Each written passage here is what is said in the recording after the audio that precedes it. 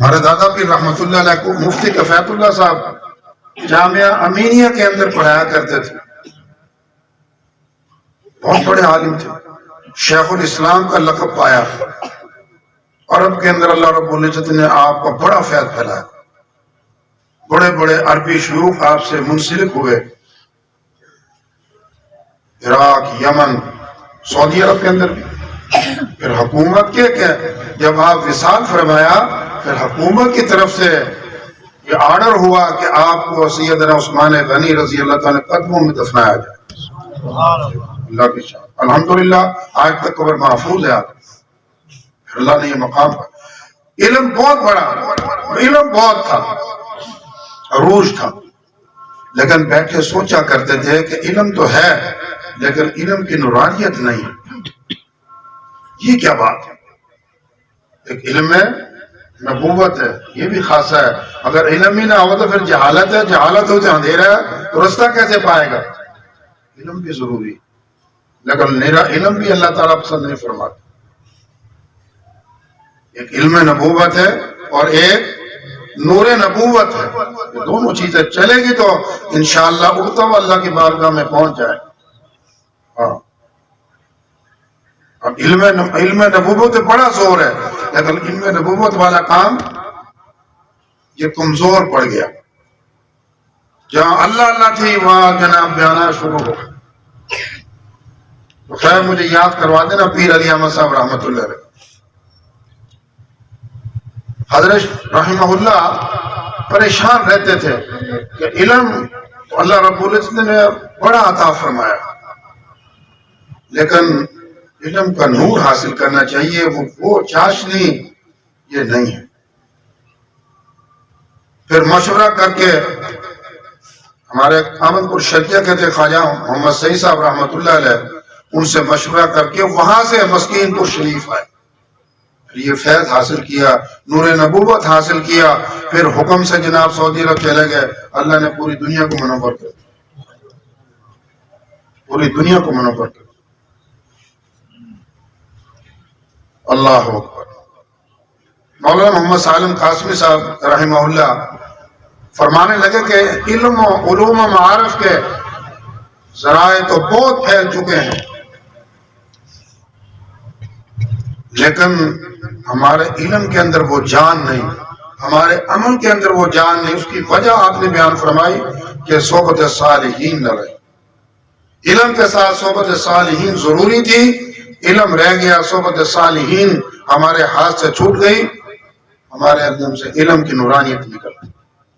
فرمایا کرتے تھے علم کے ساتھ صحبت صالحین از حد ضروری ہے، ورنہ علم پہ عمل نہیں ہوگا، اور عمل ہو گیا اخلاص نہیں آئے گا۔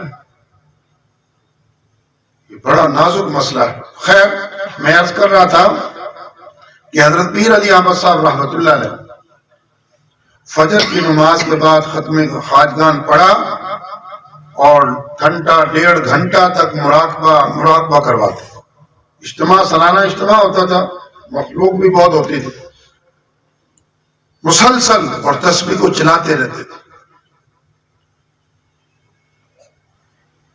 مغرب کی نماز کے بعد مختصر ختم خواجگان پڑھا، بزرگان دین کو احسان ثواب کیا اور مراقبہ۔ خیر مجھے جب اخیر پہ بٹھایا تو اخیر پہ بٹھاتے تھے کہ بھائی ان کو وقت لمبا دو، یہ جتنی دیر بھی وجہ ختم کریں گے تو زور بھی بہت تھا، لیٹے رہتے تھے بیچارے۔ اللہ جو اللہ کی رضا کے لیے، اپنی اصلاح کے لیے وہ وقت گزارتا ہے تو اللہ ضرور نواز دیتا ہے۔ اللہ کسی کی محنت کو ضائع نہیں فرماتا۔ لمبا مراقبہ، ڈیڑھ گھنٹے تک مراقبہ فرماتے تھے اور چلا۔ خیر بات کرتے ہوئے میرے منہ سے یہ بات نکلی کہ الحمدللہ جو کتابوں میں پڑھا اور جو بزرگان دین سے سنا کہ نقش بندی سلسلے کی جان کیا ہے، حضرت بہاؤالدین نقش بند رحمۃ اللہ علیہ ارشاد فرماتے جو بانی سلسلہ ہے، یاد رکھیں یہ باتیں ذہن میں بٹھائیں، اس لیے میں اکثر سفر کے اندر شجرے پہ زور دیتا رہتا ہوں کہ ہمیں پتہ ہی نہیں کہ ہمارا دادا جی کون تھے، ہمارے پردادا کون تھے. شجرہ پڑھیں گے تو ہمیں پتہ لگے گا نا، اس کا تذکرہ نہیں رہا. یہ خانقاہی چیزیں تھیں، ماں یہ دب کے رہ گئی، تقریروں میں دب کے رہ گئی. اور خانقاہ میں بھی ادب سے اللہ تبارک تعالیٰ نے بات اٹھوائی. پھر ایک شعر آ گیا ادب کہ بھائی ہمارے یہاں شیخین مدفون ہے، اس جگہ کا خیال رکھیں، یہ دیوار کا خیال رکھیں. لیکن میں نے یہ بھی کہہ دیا کہ پچھلے سال بھی میں حاضر ہوا، مجھے انتہائی افسوس کہ جس حجرہ شریف کے اندر ہمارے مرشد نے سال ہا سال تک اللہ کا ذکر کیا، بڑے لمبے لمبے مراقبات کیے، حدیثوں کا درس دیا، حدیثوں کا مطالعہ کیا، حدیث مبارکہ کو لکھا، قرآن پاک کا درس کیا، سالکین کی اصلاح کی. تو اتنا افسوس کہ پچھلے سال جب میں یہاں آیا، حجرے کے اندر کرسیاں بچھی ہوئی ہیں، کہہ کے لگ رہے ہیں. ہمیں تو بہت تکلیف ہوئی کہ دوبارہ نہیں آئے، دوبارہ نہیں آئے. لیکن صاحب تشریف لے گئے تو پھر اللہ نے یہی بات کہلوائی کہ بھائی دکھ ہوا. ہاں جب ادب ہی نہیں ہے، الدین کلہ، ہمارا سارا کا سارا دین ادب. ماں باپ کا ادب ہے، کتابوں کا ادب ہے، استاد کا ادب ہے، پیر و مرشد کا ادب ہے، اپنے بڑے کا ادب ہے، سفید داڑھی والے کا ادب ہے. جب ادب ہی نہیں تو پھر کیا فرق. اور آج ہمارے اندر سے یہ بات بھی نکل گئی. نوجوان خیال کیا کرتا تھا اللہ والوں کے صحبت میں رہتا ہوا کہ میں پہلی صف کے اندر ثواب زیادہ ہے، لیکن مجھ سے بڑی عمر کا پیچھے کھڑا ہوا ہے، وہ پیچھے ہٹتا تھا، اس کو آگے کر دیتا تھا. ثواب تو اس نے دینا ہے، لیکن یہ دوہرا ثواب ہے، اپنی قربانی دے رہا ہے، پہلے صف کی قربانی دے. اللہ کیا اس کو نوازے گا نہیں؟ وہ اپنے سے بڑے کا احترام کر رہا، کیا اللہ اس کو نوازے گا نہیں؟ اللہ اس کو دوہرا ثواب عطا فرما. دوہرا ثواب. آج ہم علم تو بہت ہے، پہلی ثواب بڑا اور یہ بڑا، پہلی ہے بھی حقیقت، اس میں شک بھی نہیں ہے. لیکن جو اللہ کی رضا کے لیے اپنے سے بڑے کا ادب کرے گا، اللہ اس کو بہت نواز دے گا. ادب نکل. وہ پنجابی کا شعر آ گیا، بے ادبا مقصود نہ حاصل، وچ درگاہ نہ ٹوئی. ہمارے سندھ کے اندر خانقاہ کو درگاہ کہتے ہیں، درگاہ. آستانہ بھی لوگ کہہ دیتے ہیں، لیکن ہمارے یہاں خانقاہ یا درگاہ، درگاہ شریف. وہ جتنے بھی ہماری درگاہیں ہیں، ہمارے حضرات کی بڑی بڑی درگاہیں وہاں پہ، بڑی دور تک میں گیا، بڑی بڑی درگاہیں، درگاہ شریف.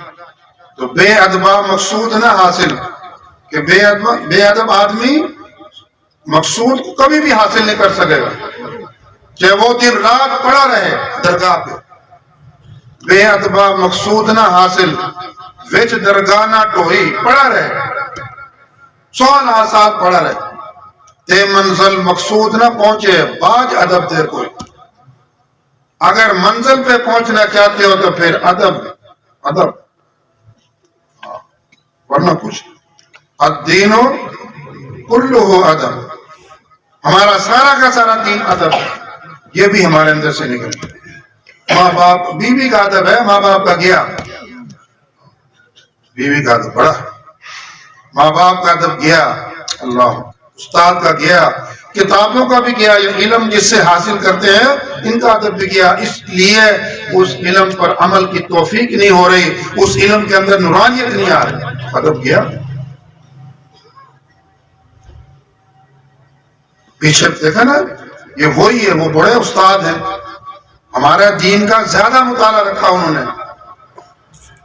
ہم جب سکول پڑھتے تھے تو ہمارے استاد اللہ انگریزی کی کتابیں، ریاضی کی، میتھ کی کتابیں ہیں، سائنس اور مطالعے کی کتابیں تھیں،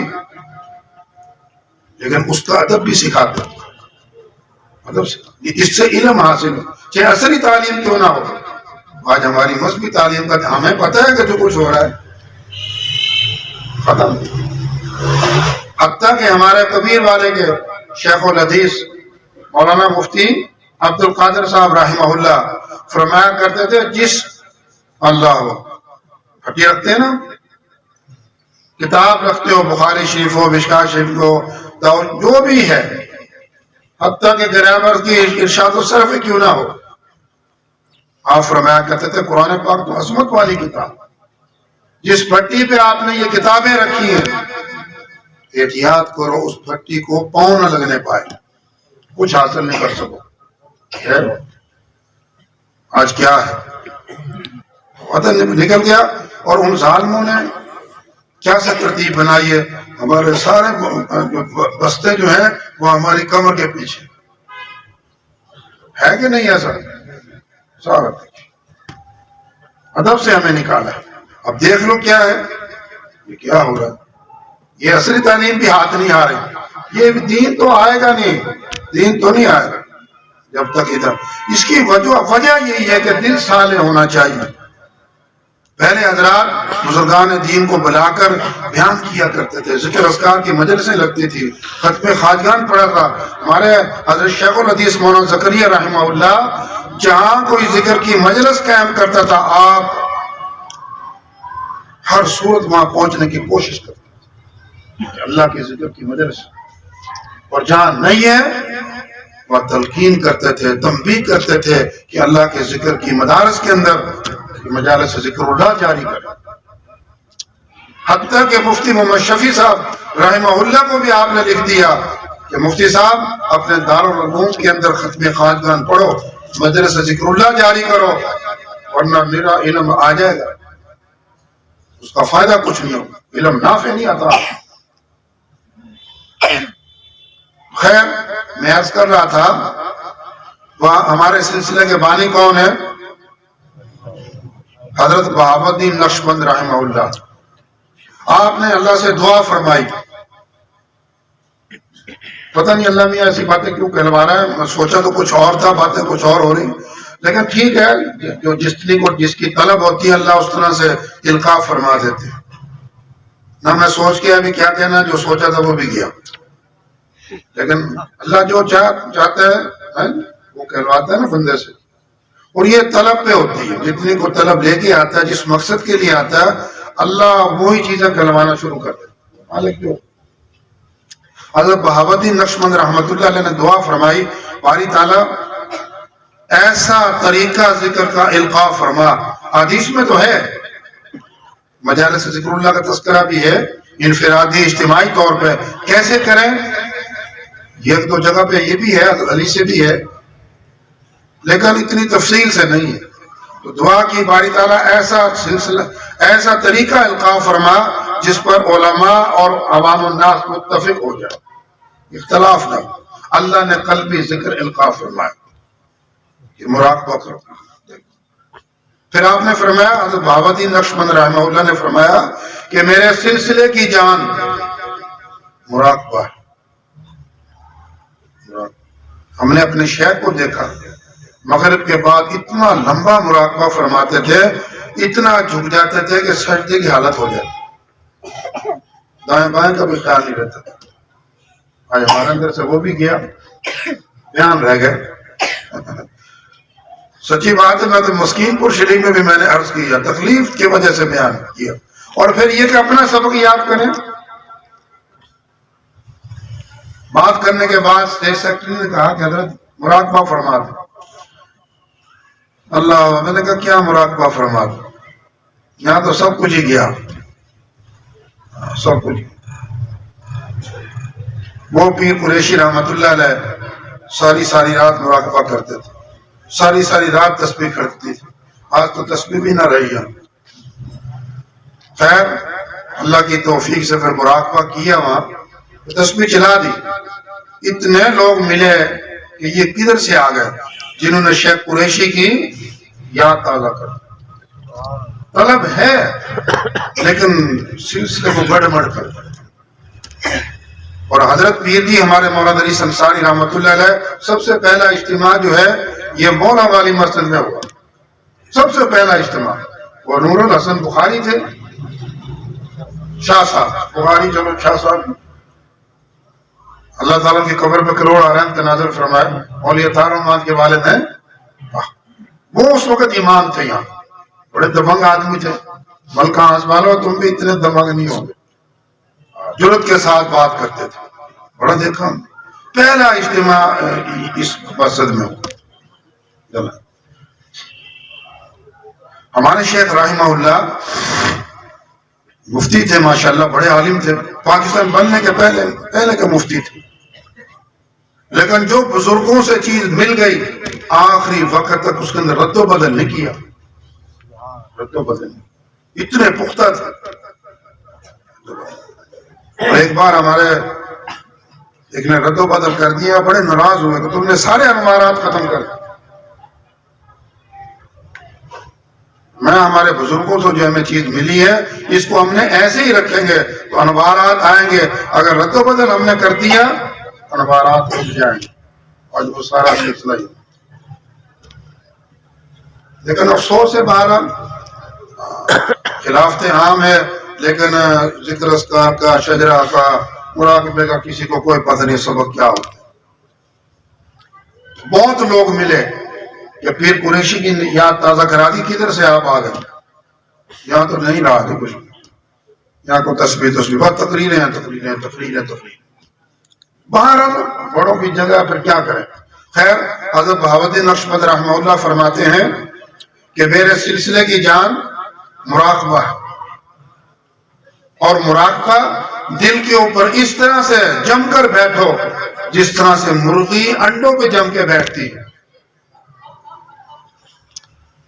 کبھی دیکھا مرغی کو کبھی انڈوں پہ بٹھایا کہ نہیں؟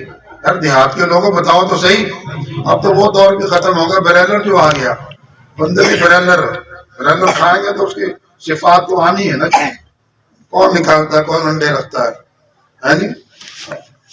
مائیں تھی بیچاری بوڑھے بندے تھے, وہ رکھتے تھے, خوش ہوتی تھی. ہاں, پھر تلاش کرتی تھی مرغی کدھر جاتی ہے, پتہ ہی نہیں لگتا تھا. پھر جب دیکھتے تھے 24 انڈے ایک جگہ پہ دیے ہوئے ہوتے تھے, سارے مہینے کے انڈے اکٹھے کرواؤ.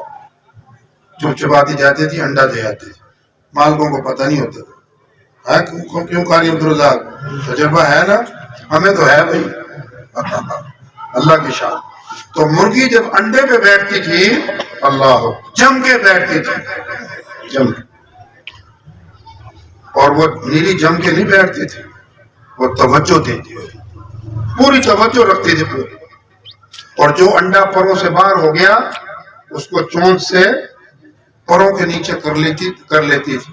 اللہ نے اس کو سمجھ دی تھی جو انڈا میرے پروں سے باہر رہ گیا اس کے اندر بچہ پیدا نہیں ہوگا, بچہ پیدا.